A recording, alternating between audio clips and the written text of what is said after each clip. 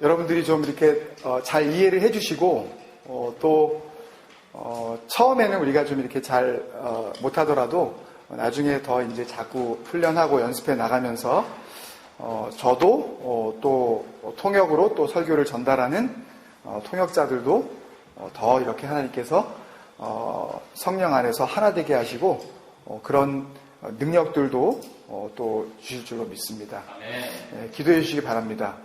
지금 시작은 뭐 이렇게 우리가 뭐 비어있는 자리가 훨씬 더 많지만 분명히 하나님께서 필요한 그 영혼들을 우리에게 보내주실 줄로 믿습니다. 먼저 그릇을 준비시켜 주시고 그 그릇 위에 하나님의 그 예배하심에 놀라우신 그 은혜들을 쏟아 부어줄 줄로 믿습니다. 믿는 대로 된다고 했는데 그냥 엉뚱한 걸 믿는 게 아니라 정말 하나님의 그 섭리를 믿는 그런 마음으로 우리가 하나님 앞에 그렇게 인도하심을 받았으면 좋겠습니다. 에덴에서 반모까지 14번째 시간입니다. 에스더서를 이제 같이 한 주간 동안 읽으셨는데요. 성경 전체로 봤을 때에는 구약 성경의 이제 17번째 책이고, 물론 그 중간에 책들이 사실상 한 권이었었던 것들을 이제 감안을 하면, 그러면 이제 순서가 많이 줄어들지만, 어쨌든 구약 성경에서 17번째 책을 우리가 이제 함께 그 은혜를 나누게 됩니다. 역사서가 이제 여호수아서부터 이렇게 쭉 시작이 되었는데 역사서의 마지막 책입니다. 주파수가 다른 자꾸 이렇게 잡음이 나는데 여러분들 그거 신경 쓰지 마시고 그냥 같이 우리 예배에 더 집중하셨으면 좋겠습니다. 이스라엘 역사서로서는 이제 마지막 기록되어진 책이 바로 이 에스더서인데요. 짧아요. 그죠? 10장밖에 안 되는 데다가 그 10장에 기록된 절수를 다 합쳐봐야 우리가 작년에 묵상했었던 시편 119편 한 장의 그 절수만도 못해요. 167절밖에 안 돼요. 가볍죠. 뭐 책은 한 권이고 막 10장씩 되지만 절수를 보면 정말 한숨에 읽어버릴 수 있는, 그죠? 뭐 외우신 분도 있으니까. 그래서 가볍습니다. 분량이 많지 않은 데다가 내용이 또 흥미진진한 이 스토리 라인으로 이렇게 되어져 있어서 한 번 읽기 시작을 하면 끝까지 읽고 싶을 정도로 굉장히 이렇게 재미있어요. 동감을 안 하시는 것 같은데. 그래서 성경을 읽을 때 내용도 길지 않고 또 거기다가 그 역대기나 열왕기서에서 나왔었던 그런 막 발음하기도 힘든 이름도 별로 없고, 그래서 재미있게까지 하면 어떤 유익이 있냐 하면 이해하기가 쉽고, 그죠? 말씀을 읽으시면서 이해하기가 쉽고 또 이해하기 쉬운 만큼 은혜 받기도 쉬워요. 그죠? 그러면 아무래도 그 말씀을 통해서 우리에게 주시려는 그 하나님의 메시지를 그만큼 분명하게 우리가 발견할 수 있다는 말이죠. 재미있고 쉬우니까. 그래서 여러분, 누가 만약에 여러분한테 이제 에스더서를 쭉 이렇게 돌아봤으니까 에스더서의 은혜가 뭐야? 그렇게 어떤 성경의 한 장도 안 되는 그런 짧은 분량의 그 에스더서 전체 그 은혜를 쉽게 받았다면 에스더서의 은혜가 뭐야? 라고 우리에게 물어본다면 우리는 다들 자신 있게 대답할 수가 있으실 거예요. 그죠?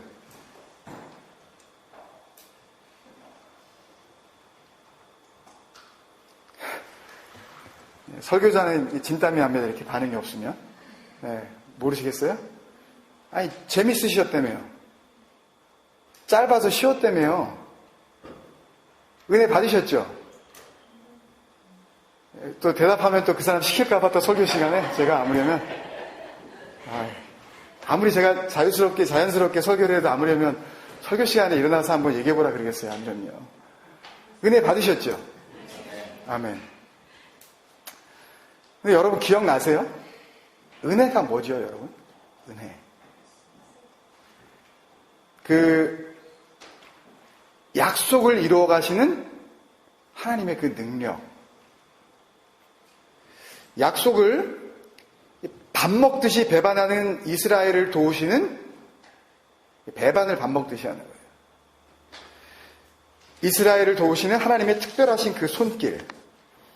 그래서 그냥 은혜가 아니라 말로 다 설명할 수 없는 은혜. 그 특별한 은혜로 표현된 그 단어가 뭐였죠? 예, 헤세드. 특히 어디에서 우리가 집중해서 한번 우리가 묵상했었습니까? 예, 거기요. 예. 룻기에서 특히 하나님의 작은 곳을 향하신 그 깊은 은혜를 우리가 발견할 수 있었단 말이에요. 헤세드.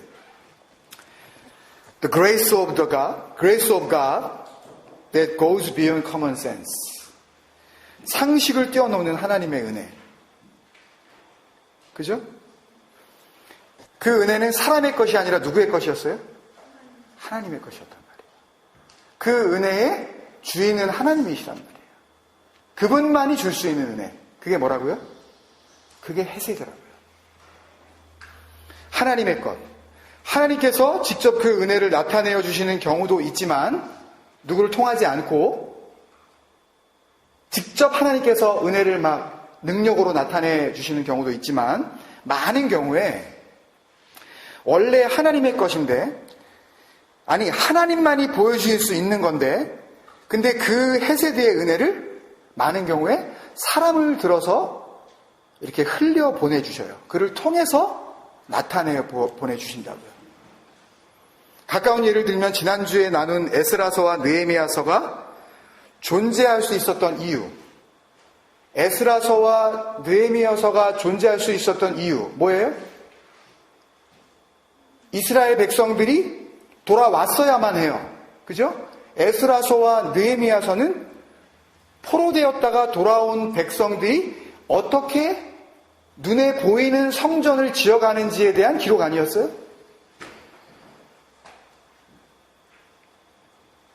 그렇죠? 근데 거기에 쓰임받은 사람이 있었잖아요. 누구예요?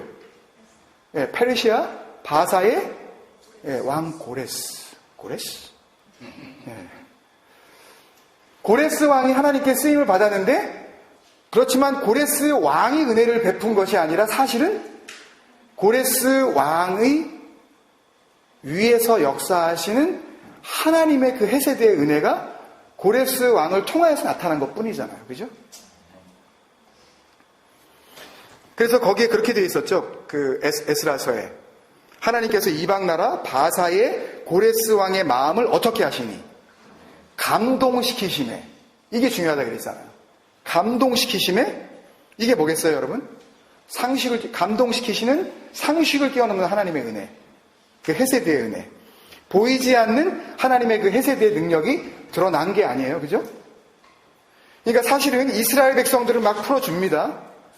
막 돈도 이 재정적인 지원도 막 한량없이 막 이렇게 막 아끼지 않으면서 해줘요.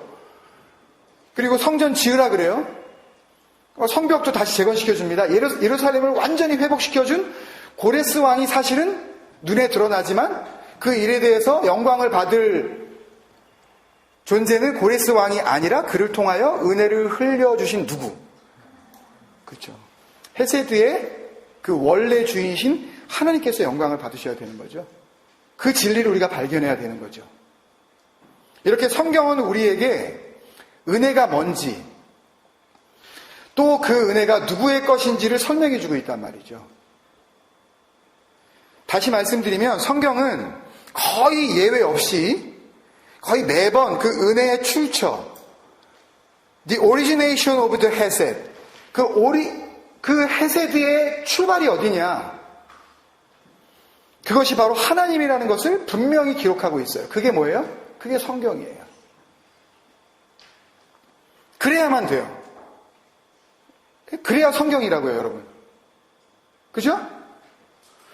그래야 그것이 하나님의 말씀일 수 있을 거 아니에요. 그죠? 증거로 남겨진 기록이니까. 출처가 불분명하면, 은혜가 오기는 왔는데 그 출처가 불분명하면, 이게 도대체 어디서 왔는지 잘 모르면 그 책이, 그 쓰여진 기록이 하나님의 감동으로 쓰여졌는지 아닌지, 이게 뭐 불교에서 온 건지 뭐 힌두교에서 온 건지 엉뚱한 종교의 책인지 이게 분간이 안 되잖아요. 착하게 살아. 함부로 죽이지 마. 또 마음을 비워. 욕심을 버려라. 이런 것들은 하나님이 아니라도 불교나 힌두교에서 이런 말 했다고요. 그 사람들도. 그렇잖아요. 거기 가면 다 좋은 얘기해요. 얼마든지 이런 얘기 찾을 수 있습니다.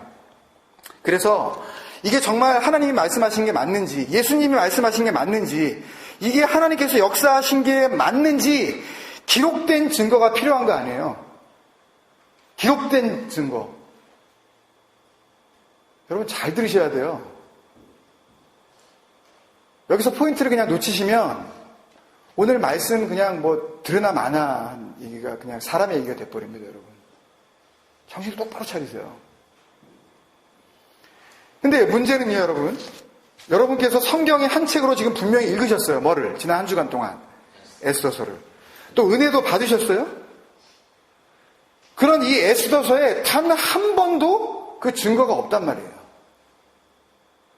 에스더서에는 이 책이 예를 들어서 하나님께서 에스라서나 역대기처럼 아하수에로 왕의 마음을 감동시키심에 라든지 여호와께서 에스더와 함께 하심으로 에스더가 유난히 형통하였더라 라든지 그 흔한 여호와의 말씀이 임하니라 라고 하는 그런 말씀이 성경에 뭐 수차례 나오는데 유다인 모르드게에게 여호와의 말씀이 임함이니라 이런 말씀이 없다고요. 뭐 눈을 씻고 찾아보세요. 뭐 눈을 어떻게 씻을지 모르겠지만 하여튼 없어요. 다른 성경에서 그렇게 쉽게 발견할 수 있는 하나님의 그 하나님 되신, 그 은혜의 주인 되신, 헤세드의 근원 되시는 그분의 이름을 도대체 발견할 수가 없다고요. 그래서 이 구약 성경이 정경화될 때에 전문 용어로 캐노나이징이라고 그러는데요. 성경을 기준이라는 그런 말로 캐논이라고 부릅니다. 잣대 측량을 해보는 거예요. 뭘 측량하겠어요, 여러분? 하나님이 측량하시는 거 한 가지밖에 없을 거 아니에요. 뭘 측량하셔요? 우리의? 여러분 중심밖에 측량 안 하시잖아요. 여러분 하나님 뭐 딴 거 보셔요? 얘가 몇 번 나왔나? 이런 거 측량하시는 분이 아니잖아요. 그래서 그 측량이라는 이름으로 캐논이라고 쓴다고요. 그래서 성경이 이게 정말 성경 맞나? 이게 하나님의 말씀 정말 맞나? 하는 그 과정을 캐노나이징이라고 이렇게 이야기를 해요. 그 정경화되는 과정에서 가장 논란이 많이 되었었던 구약 성경의 한 권이 바로 여러분이 한 주간 동안 그렇게 쉽고 재미있게 은혜를 받았다고 하는 바로 이 에스더서예요. 여러분은 그렇게 쉽게 은혜를 받으시고 이거 하나님의 말씀 맞아! 라고 하셨을지 모르지만 성경을 그토록 잘 안다는 학자들이 이거 가지고 싸웠다니까요. 얼마 동안 싸웠는 줄 아세요? 한 일주일 정도 가지고 싸웠다는 말도 안 해요, 제가. 다른 모든 성경의 커멘터리, 이 프레젠테이션, 이 해석이요, 이 주석이 주님께서 돌아가시고 나서 성경이 이제 성경으로서 그 모습을 이제 이루어져 가면서 이 AD 1세기, 2세기에 거의 다 이 커멘터리가 다 나왔어요. 모든 성경은. 구약 성경은 다 나왔다고요. 근데 이 에스더서는 이게 정말 하나님과 관계가 있기는 있는 거야? 하는 그 의심 때문에 그보다 거의 700여 년이 지난 서기 831년이 돼서야 이 에스더 커멘터리가 나오기 시작했다고요. 왜? 이거 하나님의 말씀 같지 않다고. 근데 여러분들은 일주일 만에 그냥 하나님의 말씀으로 받아버리셨으니 여러분이 얼마나 대단하신 분들이에요. 그 학자들이 700년을 머리 싸매면서 싸웠는데 우리는 일주일 만에 은혜를 받아버리네? 놀라운 거죠. 외면받았어요. 그래서인지 몰라도 1947년에 엄청난 양의 성경의 사본들이 발견된 그 사해, 그 데드시 서쪽 해안가에 쿰란이라는 그 지역이 있는데요.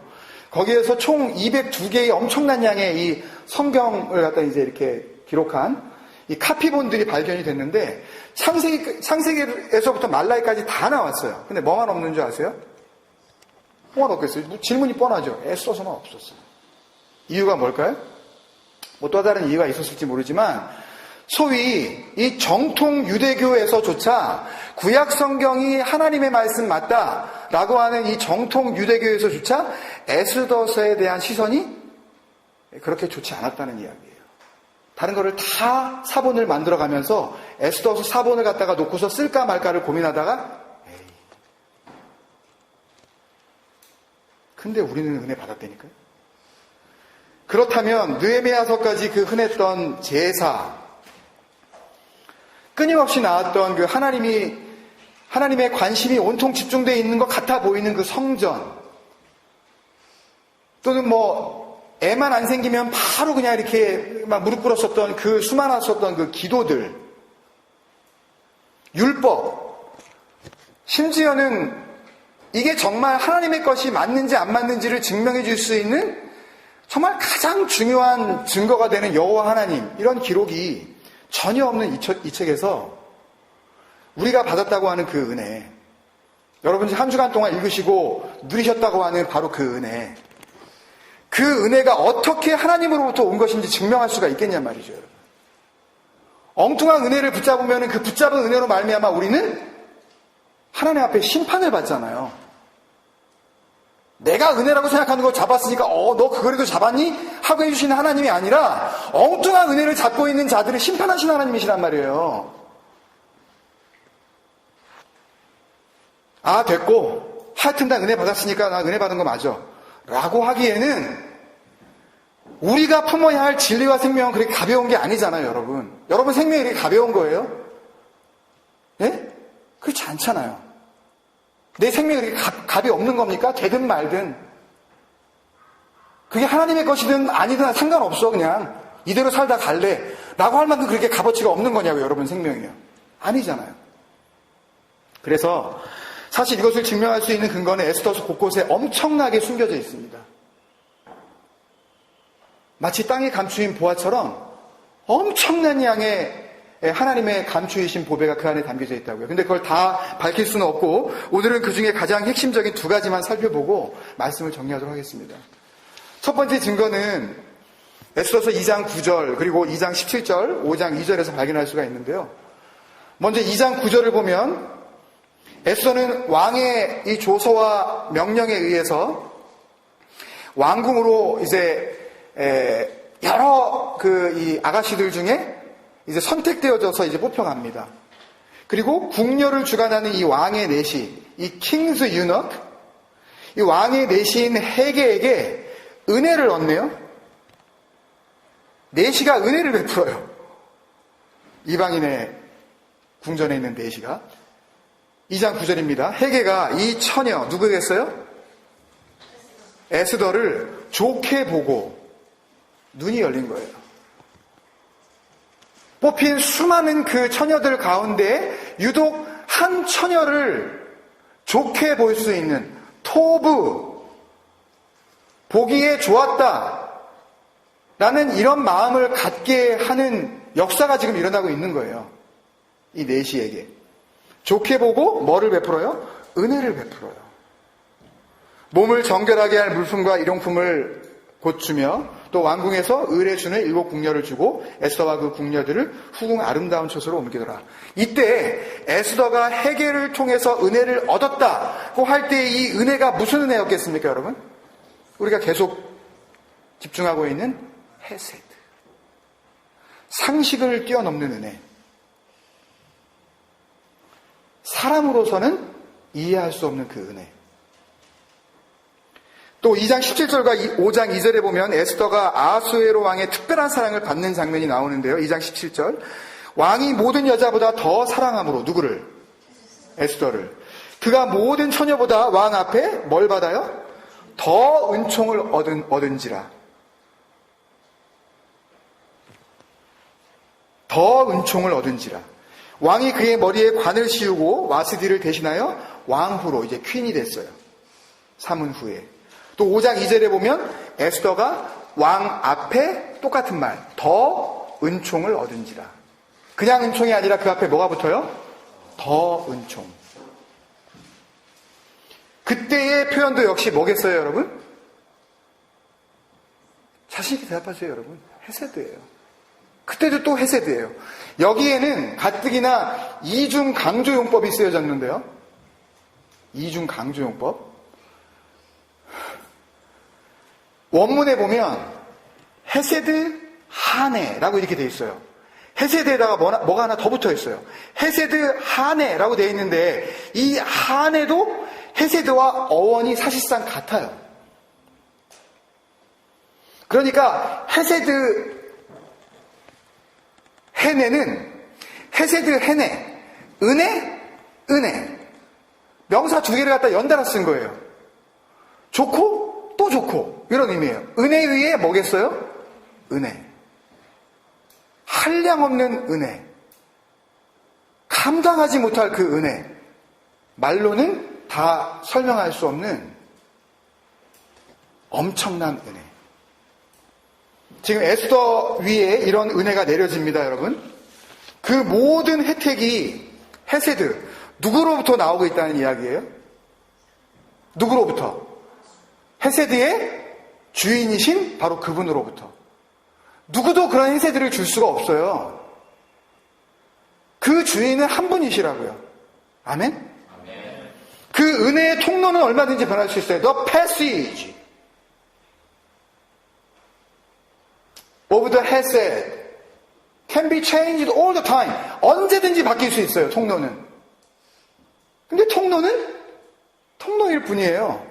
통로는 지나고 나면 아무런 의미가 없는 거라고요. 단지 쓰임 받았을 뿐.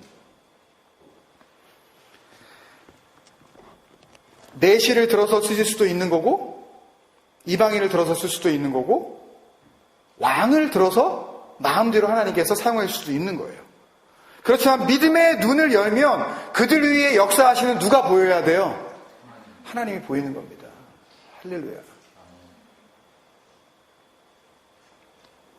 창세기 39장 4절과 창세기 39장 21절에 보면 이런 기록이 있습니다. 창세기 39장 4절을 제가 대신 읽어드릴게요. 요셉이 그의 주인에게 은혜를 입어 섬김에 그가 요셉을 가정 총무로 삼고 자기의 소유를 다 그의 손에 위탁하니 요셉이 누구의 은혜를 받아요? 그의 주인의 은혜를 받아요. 여러분들이 잘 아시다시피 창세기 39장의 이야기는 요셉이 자기 형들에 의해서 노예 상인들에게 끌려가서 지금 어디로? 애굽으로 들어간 상태에서 누군가의 집에 노예로 살면서 지금 기록되어진 일들이죠. 그죠? 그리고 21절에 또 이렇게 기록하고 있습니다. 여호와께서 요셉과 함께 하시고 그에게 인자를 더하사 간수장에게, 요셉이 이번에는 노예였다가 또 아무런 죄도 없는 상태에서 이제는 죄수가 돼버리죠. 간수장에게 뭐를 받게 하시매? 은혜를 받게 하시매 라고 기록하고 있는데, 이때 창세기 39장 4절에 주인 누구예요? 보디발에게 입은 은혜.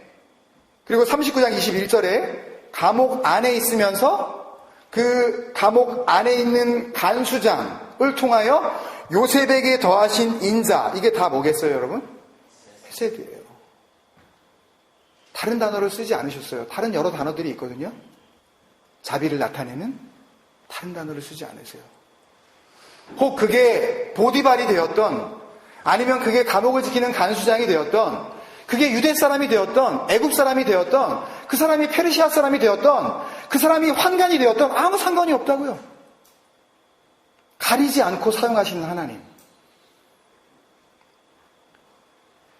간수장이 요셉에게 베푼 은혜, 이 모든 것들이 다 헤세드와 한해입니다, 여러분. 한 군데만 더 보면요, 바벨론 포로로 잡혀가서 살았던 다니엘의 이야기인데요, 여러분들이 잘 아시는 다니엘 1장 9절에 보면 이렇게 기록을 하고 있습니다. 하나님이 다니엘로 하여금 환관장, 이번에도 또 내시가 나오네요. 내시들이 쓰임 많이 받네요. 환관장에게 뭐를 얻게 하신지라? 은혜와 긍휼을 얻게 하신지라. 이때 쓰인 것도 역시 헤세드. 강조하기 위해서 라캄이라는 굉장히 강한 단어를 쓰셨는데, 이 라캄이라는 단어도 역시 헤세드, 한해, 라캄으로 연결되어지는 그 놀라운 사랑, 설명할 길이 없는 상식을 초월하는 은혜, 받을 자격이 없는데도 불구하고 그냥 막 퍼부어주는 그 인자함, 이런 것들을 의미하는 겁니다, 여러분. 성경은 언제나 헤세드의 주인을 하나님 한 분으로 규정하고 있어요. 다른 사람은 이거 할 수 없다. 따라서 하나님의 은혜, 그 상식을 뛰어넘는 헤세드의 은혜가 아니면 설명되어질 수 없는, 우리가 읽었었던 이 에스더의 이야기는 명명백백하게, very clear, 정말 명백하게 약속 앞에 신실하신 하나님의 책 맞습니다, 여러분. 여러분이 받으신 은혜가 다른 엉뚱한 데서 받은 은혜가 아니라 이렇게 분명히 증거되어지고 나니 더 우리 안에 자신 있게 분명하게 새겨질 수 있을 줄로 믿습니다. 마지막으로 한 가지만 더 나누면요, 에스더서가 하나님의 말씀임을 드러내는 중요한 증거는 정교한 반전에 있습니다. 이 에스더서를 통해서 우리에게 주어지는 많은 은혜 가운데 오늘 찬양 인도하신 집사님을 통해서 이 반전이라는 은혜가, 이 고백이 나왔을 때 제가 정말 깜짝 놀라면서 반전, 정말 놀랐어요. 성령께서 그 마음 주셨나 보다. 마치 전해야 될 말씀을 들켜버린 것처럼. 이 학문적인 용어로 페리페테이아라 그러는데요, 헬라어로는. 이것이 그대로 영어로 이제 바뀌면서 페리페티, 혹은 뭐 페리퍼티, 혹은 페리퍼타이아. 잘 안 들어보셨을 거예요. 이런 단어 들어보신 적 있어요? 페리페티, 페리퍼타이아. 이 내용을 사전에 찾아보면 줄거리의 역전, 이야기가 쭉 연결되어져 가다 갑자기 그 내용이 180도 방향을 확 바뀌어버리는 거. 뻔히 이렇게 될 것 같았는데 불구하고 그 결과가 내가 생각했던 것과는 정반대의 결과가 나타나는 것. 그 반전, 운명의 반전, 이것을 뭐라 그런다고요? 페리페타이아, 페리페티, 페리페테이아. 뭐라고 발음하셔도 좋습니다. 어차피 그릭에서 온 거기 때문에. 언뜻 보더라도 이 페리페타이아, 이 역전의 주제는 에스더서 전체에 흐르는 핵심 중에 핵심 맞습니다, 여러분. 모르드게를 포함해서 유다인 모두를 다 죽여버리려고 했었던 하만은 오히려 자기 자신을 포함해서 자기 자신의 아들 10명, 10아들까지 완전히 씨가 말라버리는 멸망을 당하지 않았습니까? 반전이죠. 또 모르드게를 매달려고 세운 그 교수대, 그 높은 장대, 얼마나 돼요? 50규빗. 한 규빗이 성인 남자의 손끝에서부터 이 팔꿈치까지니까 대략 물론 팔꿈치가 좀 짧은 사람도 있겠지만 일반적으로 한 45cm 정도 된다 그럽니다. 50cm. 그러면 장대를 50규빗 만들었어요. 몇 미터에 50cm를만 보더라도 25m 장대를 만들었어요. 무슨 큰 그런 장대가 있나요? 25m를 달아놓고 그 끝에다가 누구를 달려고 그랬던 거예요? 모르드게를 대표로 달아버리고 유다인들의 씨를 말려버리려고 했었던 그 장대 위에 누가 올라갑니까? 달려고 했었던 그 인간의 목이 올라가지 않아요? 반전 아닙니까?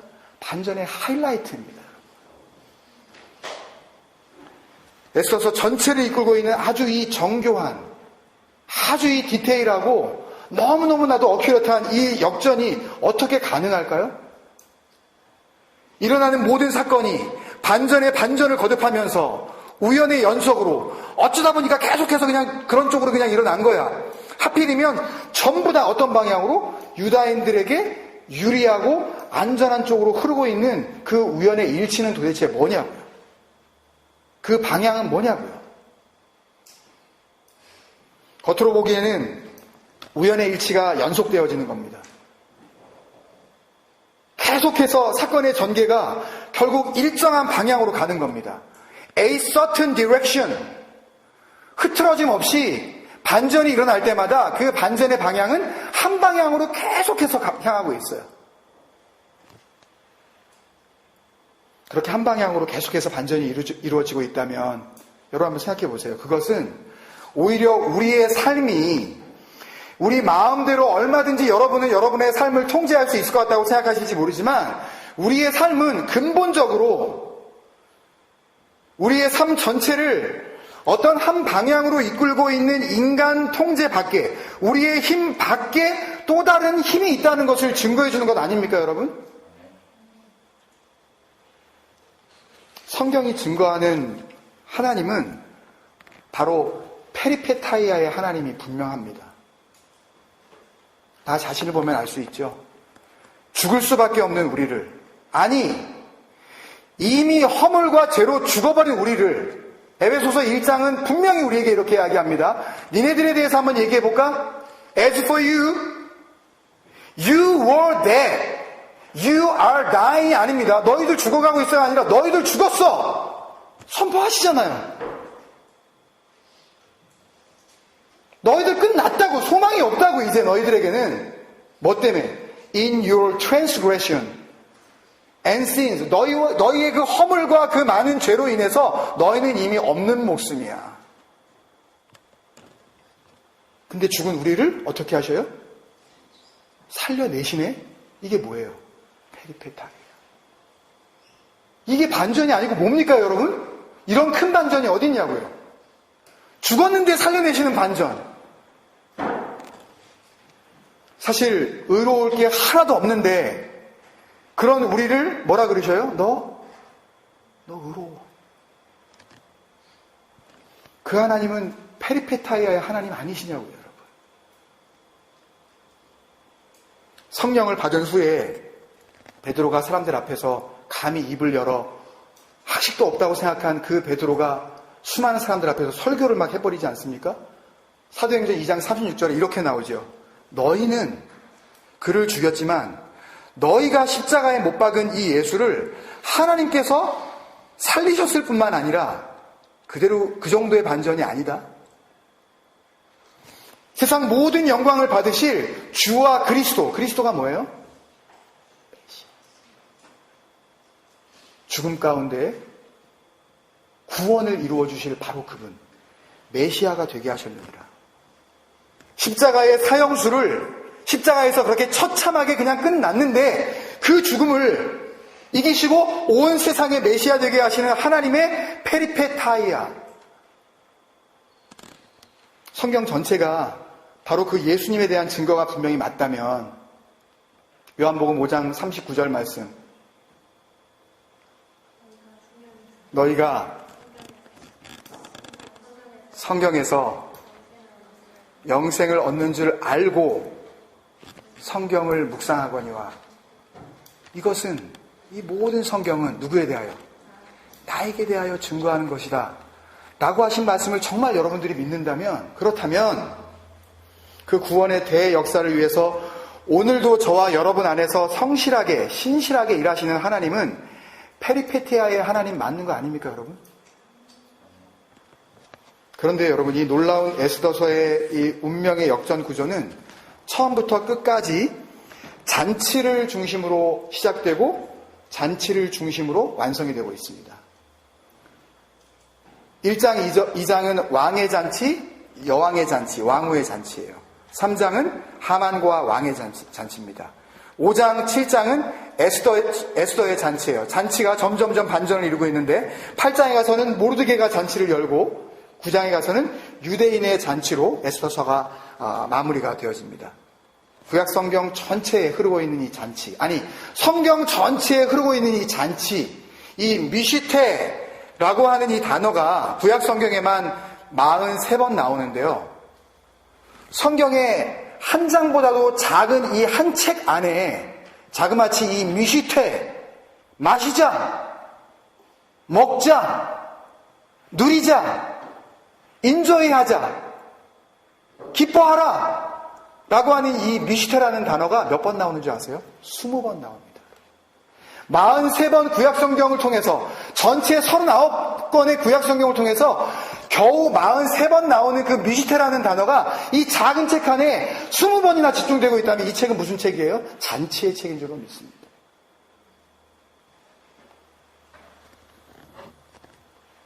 열 번의 잔치가 벌어집니다. 저는 이 잔치의 반전이요, 여기서 끝나는 것이 아니라, 우리가 저 지난주에 마태복음 9장 15절, 마가복음 2장 19절 20절, 누가복음 5장 33절 34절 35절, 여기에서 같이 나누었었던 금식 아닌 금식이 더 이상 필요 없는 신랑과 함께 하게 되어졌던 잔치, 기억나시죠? 신랑과 함께 했는데 무슨 금식이 필요하느냐 하셨던 바로 그 잔치를 지나서 세상 마지막 때에 진정한 하나님의 백성들은 모두 들어갈 수가 있는 요한계시록 19장에 있는 어린 양 혼인잔치를 예고해 주시는 하나님의 그 마지막 잔치에까지 이르는 복음의 메시지를 우리에게 전해주고 있다고 믿습니다. 반전의 하나님은 잔치를 베풀어 주시는 하나님이십니다. 그런데 이 잔치는 아무나 들어가는 것이 아니라 헤세드로 깨달은 자들만이 들어갈 수 있는 헤세드의 잔치입니다. 주님께서 오늘 우리가 성찬식을 같이 진행해야 하는데, 이 성찬에 대해서 우리에게 요구하시면서 나를 기념하라고 하셨어요. 기념하라고 하는 것은 예수님이 그런 일을 하셨지, 예수님이 나를 위해서 죽어주셨지, 예수님께서 그런 놀라운 일을 하셨어 라는 것을 기억하라는 말이 아니에요. 셀레브레이션입니다. 잔치를 베풀어라. 나와 함께 즐겁게 우리가 기뻐하자. 내가 너 안에 들어가서 함께 먹고 마시자. 이 자체, 그 자체로만 보면 아무것도 아니라고. 이게 무슨 의미가 있어요? 먹어가지고 오히려 더 이렇게, 이게 맛이라는 거야? 이게 뭐야? 이게 먹으면서 오히려 갈증이 나는, 잔도 어떻게 이렇게 조그마한 걸 만들었는지. 오히려 그런, 눈으로 보면 아무것도 아니라고요. 그렇지만 이것이 의미가 있어지려면 어떻게 해야 해요? 우리가 하나님의 은혜를 이미 누리고 있어야 해요. 말씀을 마치고 이제 우리가 바로 이 잔치로 들어가겠습니다, 여러분. 그 전에 했었던 많은 형식들을 다 주님 앞에 내어드리고 싶어요. 이 잔치의 주인이신 주님께서 이미 모든 것들을 다 이루셨는데 우리가 많은 말로 이 잔치를 설명하지 않으려고 합니다. 우리와 함께 하셔서 내 안에 들어오셔서 그 진리의 영으로 거하시는 예수 그리스도와 함께 임마누엘의 삶을 살고 있다면 얼마든지 이 잔치는 진정한 헤세드의 잔치로 우리에게 베풀어 주시는 하나님의 잔치일 줄로 믿습니다. 네. 여러분, 그런 마음으로 이 잔치에 참여하며 우리가 한번 같이 기도합시다. 여러분 어떠신가요? 여러분은 정말 그 하나님의 놀라우신 은혜 가운데 내가 살아가고 있다고 그렇게 날마다 고백하시나요, 여러분? 그 은혜가 아니라면 내 인생을 설명할 수 없다고 그렇게 하나님 앞에 나아가시는 그런 하나님의 사람들 맞습니까, 여러분? 우리 같이 기도하실 때 주님, 에스더서를 통해서 많은 은혜 가운데 하나님이 주인 되어 주시는 그 헤세드의 은혜를 다시 우리가 발견하게 해주셨고, 그 헤세드의 은혜를 통해서 하나님께서 이 구원의 잔치, 이 놀라운 천국 복음의 잔치를 우리에게 이미 허락하여 주셨으며 이 땅 가운데 그 잔치를 누렸던 자들만이 마지막 때에 가서도 하나님과 함께 그 어린 양 혼인잔치에 들어갈 수 있도록 인도하여 주신 것을 감사하면서 우리가 주님 앞에 같이 기도하며 나아가지 않으시겠습니까, 여러분?